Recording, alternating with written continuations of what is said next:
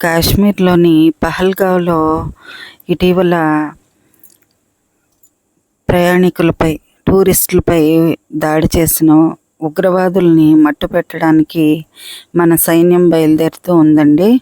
ఈ సమయంలో రకరకాల సోషల్ మీడియాల్లో కానీ, వివిధ ప్లాట్ఫామ్స్లో మనం ప్రభుత్వాలను తిట్టడం, వ్యతిరేక కామెంట్స్ పెట్టడం శత్రువుల ముందు ఇంకా అవమానకరంగా ఉంటుందండి.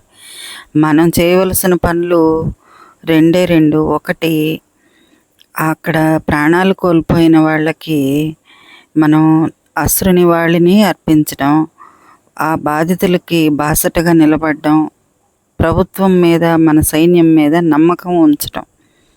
ఎందుకంటే మనలో మనం ఒకరినొకరు, నాయకులను, సైన్యాన్ని మనం తిట్టుకుంటూ ఉంటే అది శత్రు దేశాలకి ఇంకా చులకనగా ఉంటుందండి. కష్టం వచ్చినప్పుడే కదా మనం కలిసికట్టుగా నిలబడాలి.